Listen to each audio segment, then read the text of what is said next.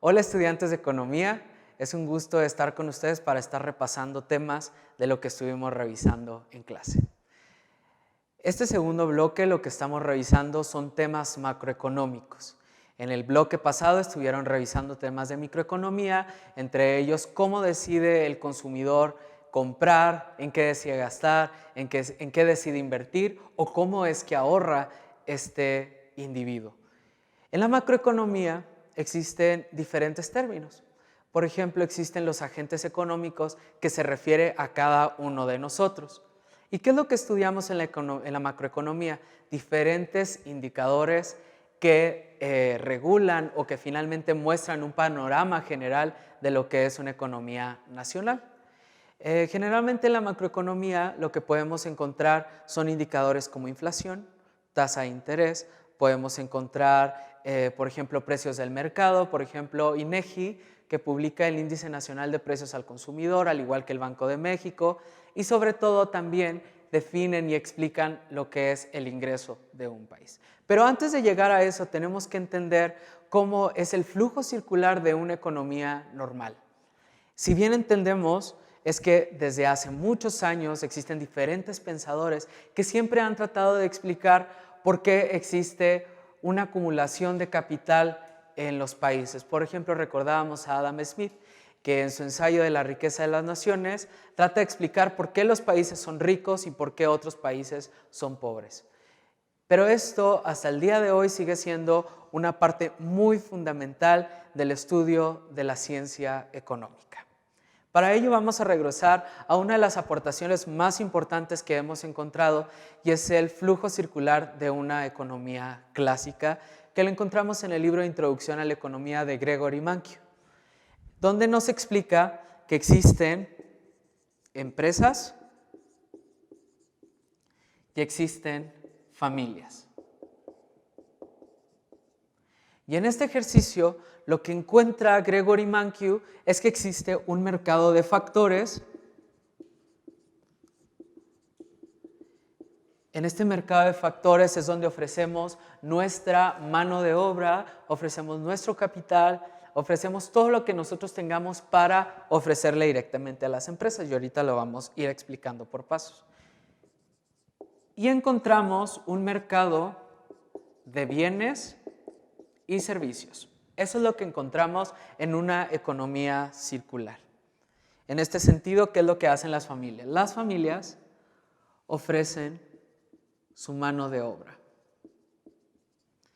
Posterior a ello, en este mercado de factores, pues en efecto las empresas contratan dicha mano de obra. Y en el mismo sentido, las empresas, al contratarlos, les dan un ingreso y esto es lo que representa el ingreso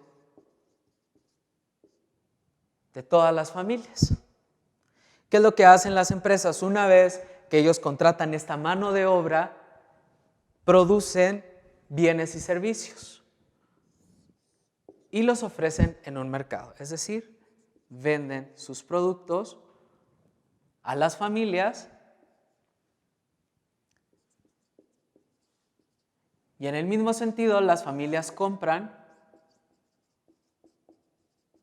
y esto representa un ingreso para las empresas y en este mismo sentido es como se desarrolla una economía normal. Sin embargo, lo que hemos encontrado en este mercado de factores, en este flujo circular de la economía, es que existen fallas en el mercado.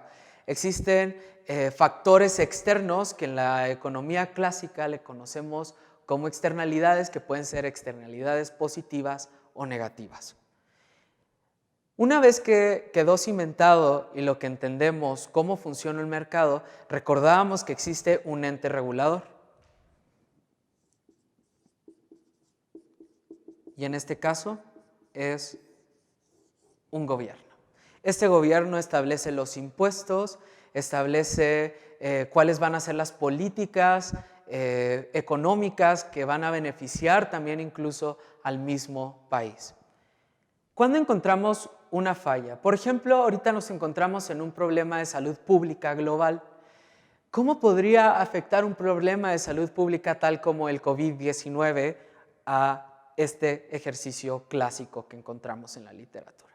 Imagínense que las familias se enferman, que es alguno de los factores que están influyendo ahorita. Las familias se enferman, por tanto no pueden ofrecer mano de obra. Las empresas están obligadas a cerrar por cuestiones de salud pública. Hay menos producción y por tanto, como hay menos producción, lo que recordamos en una ley de oferta y demanda es que como hay menos, ¿qué es lo que hacemos? Ofrecemos los precios más caros como productores. ¿Por qué? Porque lo que estamos tratando es de recuperar aquello que hemos perdido. Y para las empresas, para las familias esto representa un costo más alto. ¿Cómo empiezan las fallas del mercado? Por una externalidad negativa,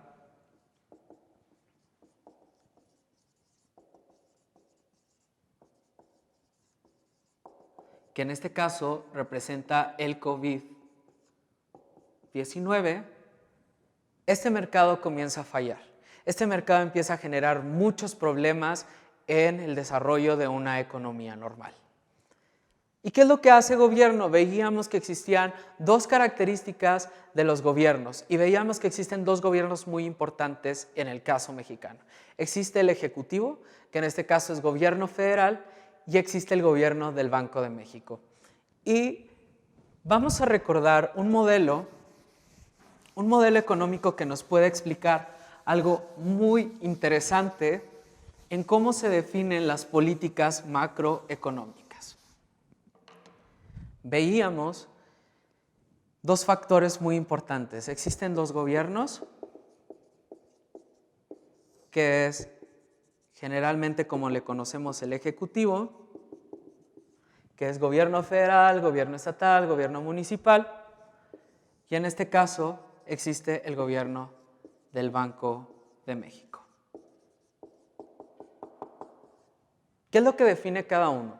Gobierno, en este caso el gobierno ejecutivo, define lo que es la política fiscal, es decir, gobierno define en qué va a gastar en medio de una crisis, en qué vamos a invertir para acelerar una economía, y el Banco de México define la política monetaria, es decir, hay varios objetivos que tiene gobierno del Banco de México. Uno, el primero, es mantener la inflación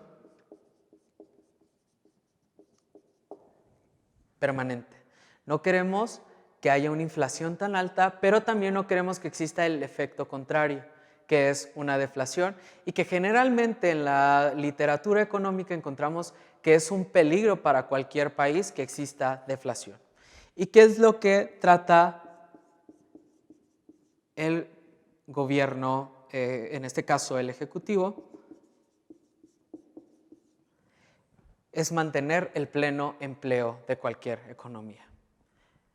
Pero en este sentido existen retos muy importantes en cualquier economía. Y en este caso es mantener. ¿Cómo mantengo un pleno empleo, pero cómo mantengo una inflación constante?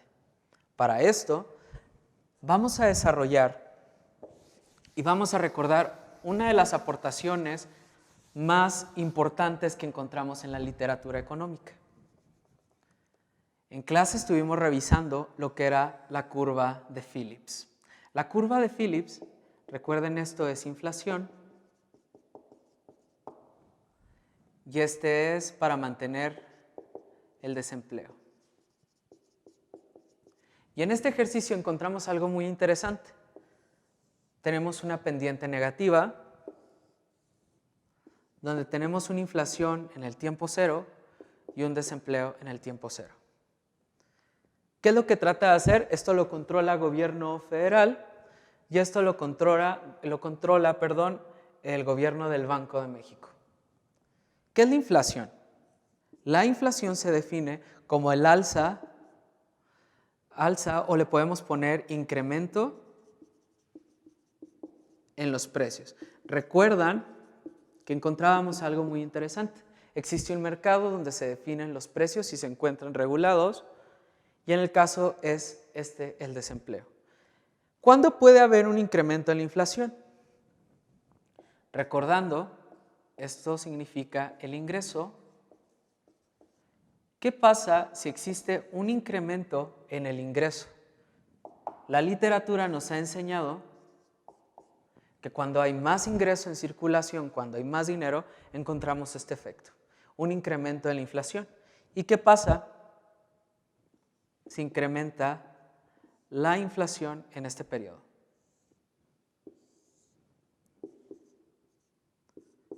El desempleo se reduce. Y esa es la parte interesante de la economía clásica. No queremos tener inflación, al contrario, queremos mantenerlo. Pero cuando hay un incremento en la inflación, el desempleo se reduce. Y estas son algunas de las decisiones que toman los gobiernos para definir y decir, ok, quiero menos desempleo, sí, pero me produce más inflación y eso es lo peor que nos puede pasar en cualquier economía.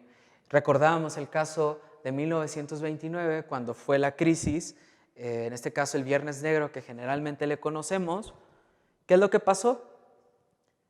Se baja, en este caso, la inflación. Vamos a poner un supuesto. Se reduce. Y en este caso existe desempleo. Eso es lo que pasa en la economía clásica. Esto es lo que tratamos de evitar. Por eso vemos y analizamos que es muy importante que no existan procesos de deflación en cualquier economía. ¿Por qué? Porque nos enfrentamos a un problema de desempleo. ¿Y qué es lo que pasa? Los productos empiezan a encarecer o empiezan quizás a bajar de precio, pero no hay con qué comprar. ¿Por qué? Porque hay desempleo y si hay desempleo hay menos ingresos y por tanto hay una inflación más baja. Entonces, en este primer corte que hemos hecho, lo que estamos tratando de evitar es que exista una deflación y también mantener la inflación constante en este ciclo económico. Esto prácticamente sería nuestra primera sección y nuestra primera sección de esta primera clase de macroeconomía. Tratamos de cuidar la inflación y el pleno empleo en un flujo circular donde el gobierno generalmente interviene. Esto sería parte de nuestra primera sesión. Nuestra tarea va a ser, vamos a estar revisando las noticias y vamos a ver cómo funciona este proceso de inflación y de desempleo en nuestro país.